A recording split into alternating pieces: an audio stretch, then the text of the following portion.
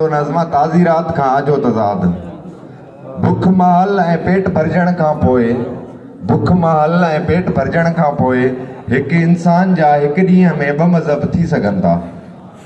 ॿियो नज़्मा मोकल जो ॾींहुं। अॼु मोकल जो ॾींहुं आहे, अॼु आउं कुझु न कंदुसि। अॼु मोकल जो ॾींहुं आहे, अॼु आउं कुझु न कंदुसि। बसि रुगो सवेर उथी वणनि जे उज़वनि खे गबा कंदुसि भाउ जी बुख विसाइण लाइ। नज़्म मोकिलींदुसि उन छोकिरीअ खे जेका अञा ताईं गज़लनि में रहे थी। शहर वञी उन्हनि दोस्तनि सां गॾु चांहि पीअंदुसि।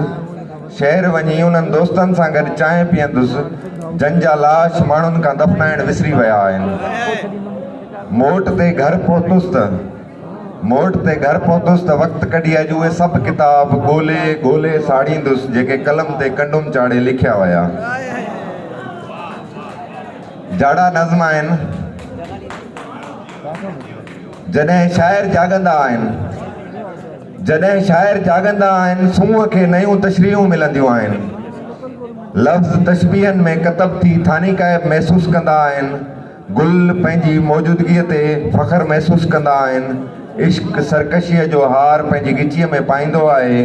तोहमतूं एज़ाज़ बणिजी वेंदियूं आहिनि। यादूं मन में टिकी पवंदियूं आहिनि। जवानियूं मज़े ॾांहुं सफ़र कंदियूं आहिनि। माकोड़ा पथर खणंदा आहिनि। किवलियूं हाथी सां विढ़ंदियूं आहिनि ऐं काइनात कंहिं सुहागिण जीअं उल्कनि खां आजी निंड कंदी आहे। जॾहिं शाइर जाॻंदा आहिनि त चंड मानी थी पवंदो आहे। जॾहिं शाइर सुम्ही पवंदा आहिनि राति थधी ऐं ख़ामोश थी वेंदी आहे। छोकिरियूं ख़ाली ख़ाली महसूसु कंदियूं आहिनि। नौजवान नस्ल उथारे जो शिकार थी वेंदा आहिनि। थपकी थपड़ लॻंदी आहे। ख़ुशियूं बेवह जी ख़ामोशी जीअं चुपचाप गुज़री वेंदियूं आहिनि ऐं ॿार कची निंड मां उथी पवंदा आहिनि। जोड़ा सवेर सुम्ही पवंदा आहिनि। साज़ गूंगा बणिजी वेंदा आहिनि ऐं भाॻनि जा सीना चिकण लॻंदा आहिनि। हर शइ तसवुर खां वधीक बेमज़े थी वेंदी आहे। एस्ट्रे ऐं ख़ामोशी संड थी वेंदा आहिनि। ॻोढ़ा बेआवाज़ बणिजी वेंदा आहिनि। फ़लसफ़े ऐं हिसाब जा मज़मून मथे में सूर विझंदा आहिनि। चुमियूं पंहिंजो लम्स विञाए वेहंदियूं आहिनि। जॾहिं शाइर सुम्ही पवंदा आहिनि त माखी लूण थी वेंदी आहे। हिकिड़ो नंढड़ो नज़्म आहे। ॿियो सचाई सां लिखियल कूड़ियूं ॻाल्हियूं। सालनि खां पंहिंजो लाश गेलींदे मूं ॼातो आहे त हिकु मोल माण्हू ई मोल माण्हू जो ॾुख सम्झी सघे थो।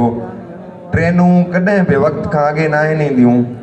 स्टेशन ते सर्दी सबबु थधा थी वियल पखियुनि जा लावारिस जिस्म अशरफुल मखलूकात वारे मक़बूले ते खिली रहिया आहिनि। ख़ैर आउं पंहिंजे नज़्म जो जोबन विञाइण नथो चाहियां।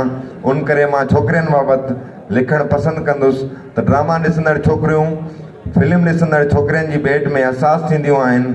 हर कहाणीअ में पाण खे ॻोल्हण जी कोशिशि कंदियूं आहिनि। अक्सर ड्रामनि जी आख़िरी क़िस्त ॾिसी हू केतिरा ई ॾींहं उदास रहंदियूं आहिनि। छोकिरियुनि जी जेका आदत उन्हनि खे ख़ुदाई सिफ़तनि जे वेझो करे थी उहा आहे हमेशह पंहिंजी तारीफ़ ॿुधणु।